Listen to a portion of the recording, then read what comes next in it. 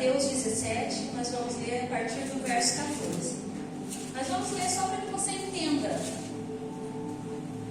sobre o que esse capítulo está falando, mas nós vamos ficar atentos somente a um versículo desse capítulo. Amém? Amém. Você que abriu, diga amém. Amém. Graças a Deus. A Bíblia fala aqui, a partir do 14, sobre de um jovem lunático, sobre de um jovem que passava por uma situação difícil e adversa na sua vida. Mas não é nisso que nós vamos falar somente nessa noite, viu? Vamos ler? E quando chegaram à multidão, aproximou-se-lhe um homem, pondo-se de joelhos diante dele, dizendo: Senhor, tem misericórdia do meu filho, que é lunático, e sofre muito. Por muitas vezes cai no fogo e muitas vezes na água. Trouxe-os aos seus discípulos e não puderam curá-lo. E Jesus respondendo disse: Ó geração incrédula e perversa, até quando estarei eu convosco e até quando vós sofrerei? Trazei-mo aqui. E repreendeu Jesus o demônio que saiu dele, e desde aquela hora o menino sarou. Então os discípulos, aproximando-se de Jesus em particular, disseram: Por que não podemos nós expulsá-lo? E Jesus lhes disse: Por causa da vossa pequena fé. E ele continuou dizendo: Porque em verdade vos digo, que se tiverdes fé como de um grão de mostarda, direis a este monte: Passa daqui para acolá, e há de passar, e nada vos será impossível. Vamos ler novamente. E disse-lhe Jesus: Por causa da vossa pequena fé. Porque em verdade vos digo, que se tiverdes fé como de um grão de mostarda, direis a este monte: Passe daqui para acolá, e há de passar, e nada, a palavra do Senhor diz que nada vos será impossível. Amém? Amém. Vamos orar? Grande Deus e soberano Pai Celestial, nós sabemos que em Ti não há mudança e não há sombra de variação. Tu és um Deus poderoso, Tu és um Deus em quem nós cremos, em quem nós confiamos. Nós sabemos, Jesus, que o Senhor nos conhece. Nós sabemos, Jesus, que o Senhor conhece o que passa na nossa vida, no nosso coração, na nossa mente. Porque lá em Hebreus 4,12 está dizendo, Pai, que a Sua palavra ela é viva, ela é eficaz, ela é cortante, é penetrante, e ela é como uma espada de dois gumes. E só a Sua palavra e só o Senhor pode penetrar na divisão do espírito, alma, juntas, medulas, e discernir os pensamentos e as intenções dos nossos corações. Então, Senhor, eu não sei o que este homem ou essa mulher está passando, mas o Senhor sabe. Porque quando nós falamos que a Sua palavra é viva, é porque o Senhor vive. Quando nós dizemos que a Sua palavra é eficaz, porque a palavra é a Sua voz, é a Sua vida em nós. Então nós declaramos na autoridade do Seu nome, Jesus, que as portas do inferno não prevalecem contra a igreja. Nós declaramos na autoridade do nome de Jesus que as portas que Satanás quer abrir contra a vida desse homem e dessa mulher vão ser fechadas hoje na autoridade do nome de Jesus. Porque o Senhor tem milagres, sinais, maravilhas e algo extraordinário para fazer nas nossas vidas, nas nossas casas, nas nossas famílias, nos nossos relacionamentos. Envia, Senhor, os Seus anjos lá nos leitos de hospitais agora, Pai. E começa a curar, derramando o Seu poder. Começa, Jesus, agora, na autoridade do nome de Jesus, a fazer uma grande obra, Jesus, na vida daquela pessoa que está sendo representada aqui hoje por esse homem e por essa mulher. Lembra, Jesus, que por causa de Abraão, o Senhor livrou Ló, porque o Senhor tinha uma aliança com ele. E lembrou do sobrinho dele. Então lembra daquela pessoa que está sendo representada aqui hoje, Jesus. E age, Jesus, com a cura, com a restauração, com a libertação, com a novidade de vida. E quem sabe, Jesus, com um encontro com o Senhor. Que essa pessoa representada aqui hoje, Jesus, possa se sentir alcançada pela Sua presença, pelo Seu poder, onde quer que ela esteja nessa noite. Porque nós cremos na Sua palavra. Sabemos que ela não cai no chão e sabemos que ela não volta vazia. Mas ela vai e faz aquilo que o Senhor quer que aconteça na vida daquelas pessoas que estiverem na dispensação do Senhor. E nós estamos aqui para Te adorar, para Te reverenciar e para declarar todos os dias: Santo, Santo, Santo, Santo é o Senhor Deus dos exércitos. Amém? Graças a Deus. No livro de Mateus, no capítulo 17, a partir do 14, está narrando a história de um jovem lunático.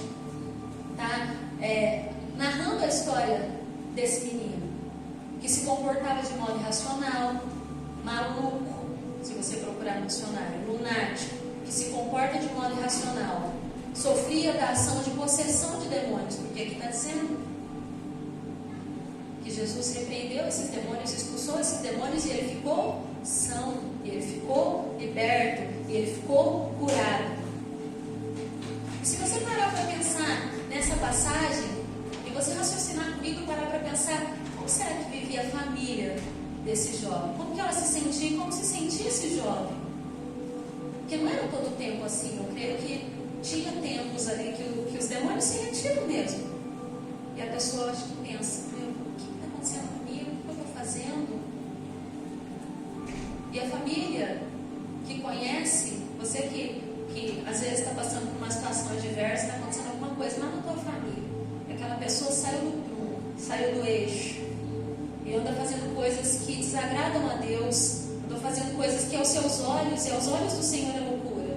Você fala, poxa vida, essa pessoa não era assim, essa pessoa não agia assim, essa pessoa não era dessa maneira. Então para pensar como sentia aquela família e sentia aquele jovem. É certo que um dia o seu pai trouxe aquele jovem até Jesus e clamou.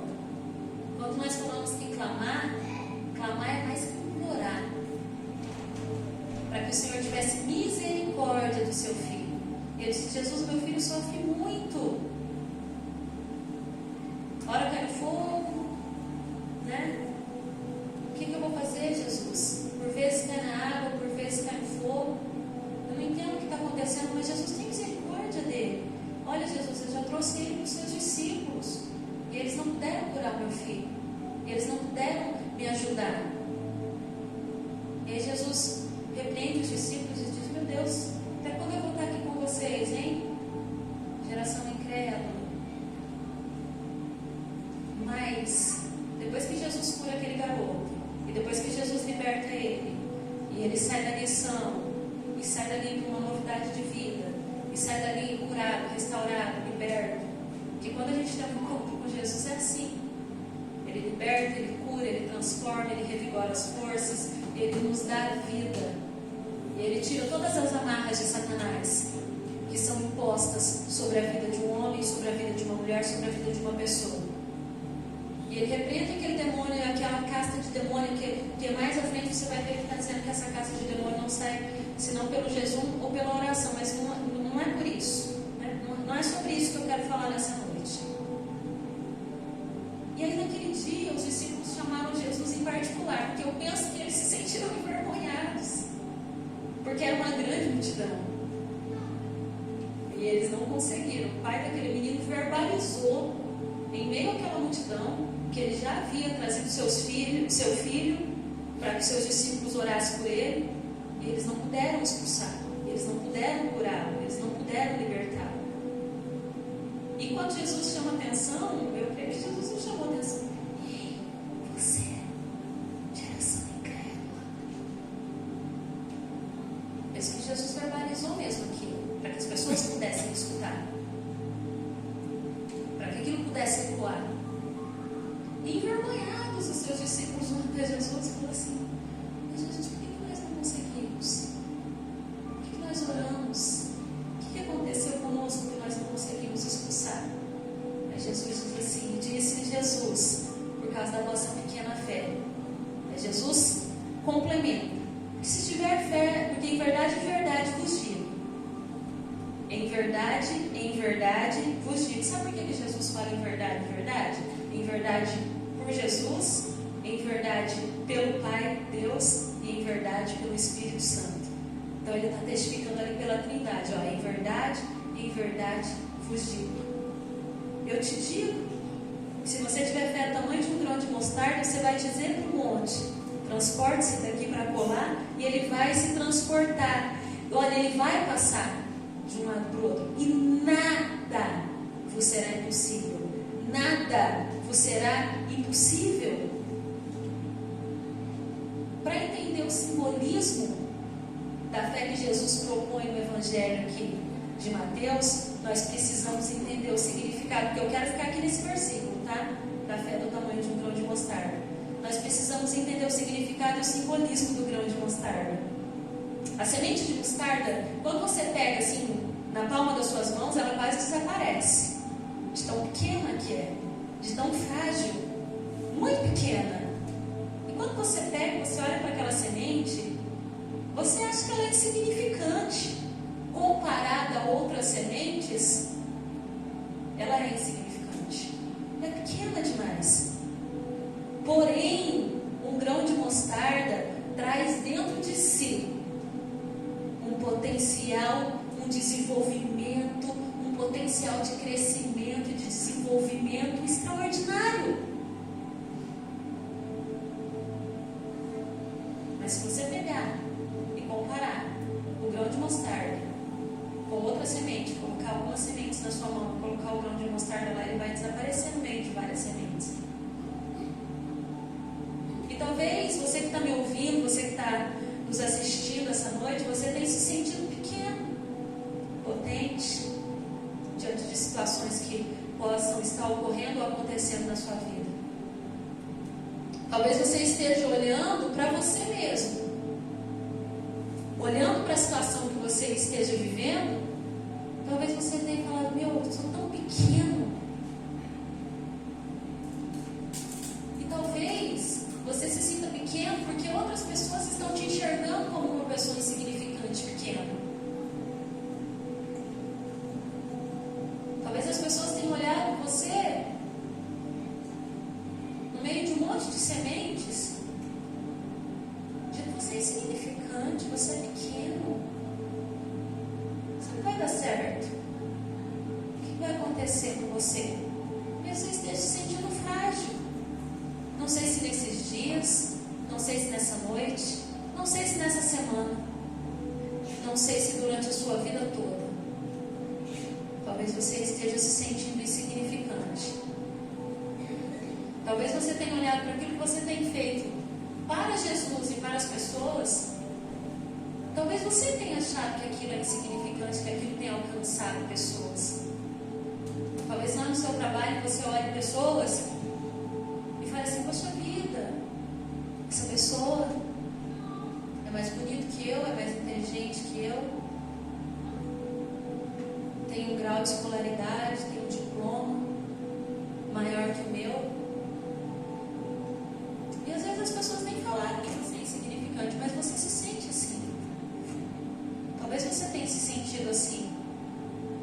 Mas eu quero te dizer que você tem que entender uma coisa sobre o grão de mostarda. E eu quero que você se torne um grão de mostarda hoje, viu? Se você estiver se sentindo insignificante hoje, torne-se como um grão de mostarda. Sabe por quê? Porque esse pequenino grão, esse insignificante grão, essa insignificante semente, ela cresce rapidamente. Rapidamente. E se torna grande, forte. Existem pés de mostardas que crescem até 3 metros de altura. E seus ramos se tornam tão forte, guarda isso. Seus ramos se tornam tão fortes que até as aves do céu fazem ninhos nos seus ramos. Então você talvez esteja se sentindo um grão de mostarda. Enquanto Jesus fala da fé do tamanho de um grão de mostarda, em uma das palavras que o Senhor me revela ao meu coração sobre essa fala de Jesus, é que, ei, talvez hoje você seja um grão de mostarda, mas amanhã você vai se tornar uma grande árvore na plantação do Senhor.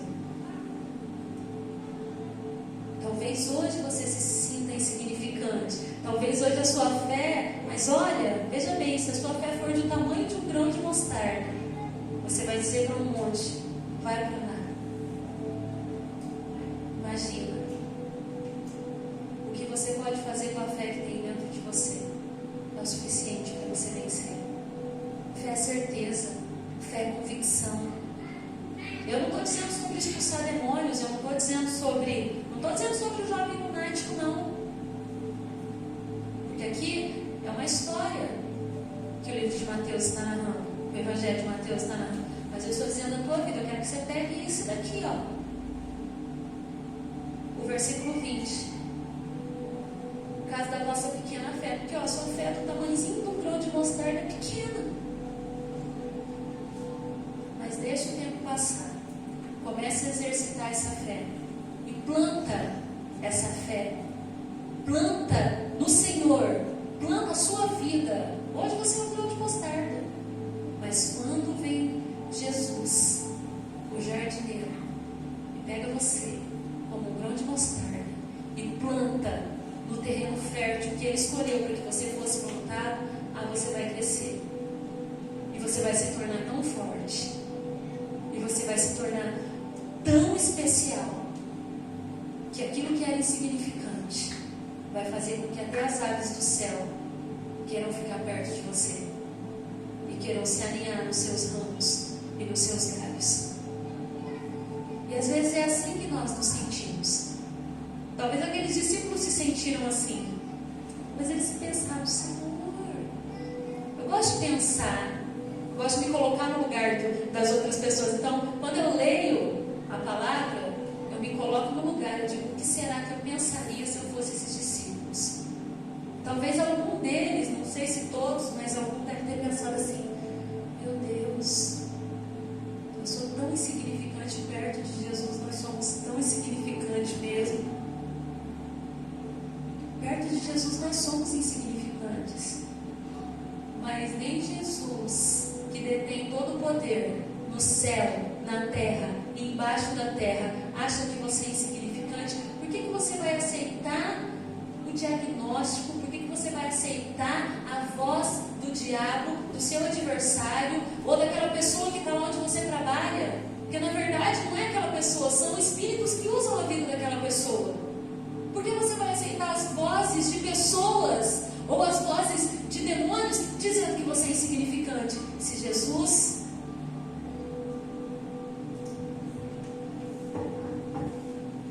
te deu a salvação? E aí está escrito aqui: pecados, pago; erros, pago; dor, está pago; vergonha, está pago; mágoas, pago; ira, pago; transgressões, pago; medo, pago; insignificância, pago.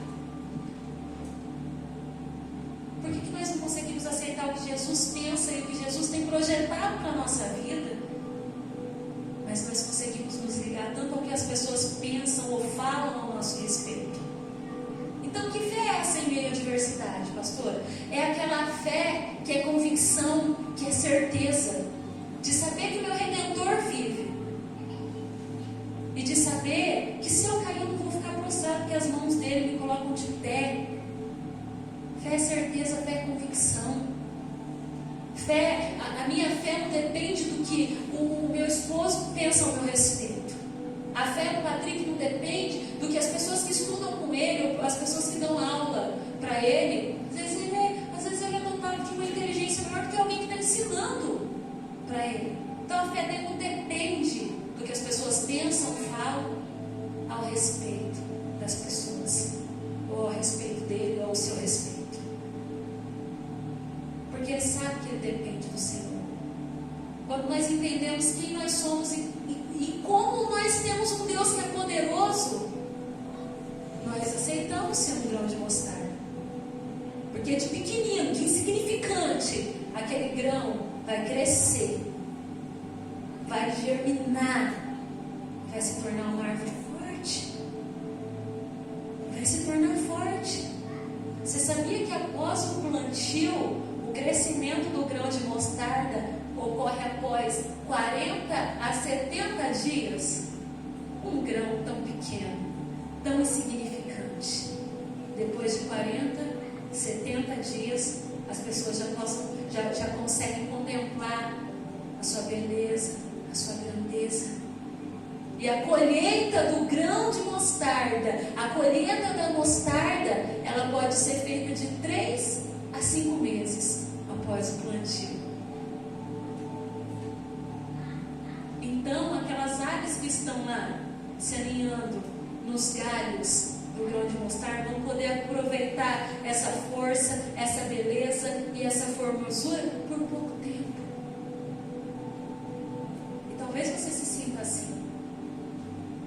Existem pessoas que estão já no nível de um plantio de mostarda grande. Existem pessoas que não são excelentes, mas não são árvores, viu, Jéssica? E existem aves que querem se alinhar nos seus galhos. Mas existem aves também que fazem bem e fazem mal para os nossos galhos. Mas Jesus é tão grande, tão poderoso, nada foge do olhar dele, viu, Jéssica? Que até aqueles que querem se alinhar nos seus galhos para te prejudicar, ficam por pouco tempo. Porque dentro de pouco tempo, Jesus vem como um bom jardineiro, como um bom ceifeiro, e colhe você. E ele começa a fazer coisas novas. E você não morre não, viu? Porque aí você vai passar pelo processo de produção. Até você virar aquilo que Jesus quer que você vire. Aquilo que Jesus quer que você se transforme. Será que é um condimento? Existem até perfumes, aromas, óleos essenciais. E essa beleza que existe em Jesus, Ele determina o tempo certo para que você passe por um processo. Então, se você tem a sua fé do tamanho de um grão de mostarda, se você se sente insignificante, a ponto de achar que a fé que você tem dentro de você não vai ser o suficiente para você vencer, Jesus quis dizer para você: olha, grão de mostarda, hein? Se você tiver fé do tamanho dele, você vai poder transportar montes. Imagina quando você for plantado, e quando você crescer, e quando eu te colher, e quando eu começar a te usar. É assim que Deus faz. Então, ó, depois de 40, 70 dias o grão de mostarda plantado, as pessoas já começam a observar a sua beleza. De 3 a 5 meses, já pode vir a colheita da mostarda. Então, fé, gente, é certeza, é convicção, é atitude que agrada a Deus.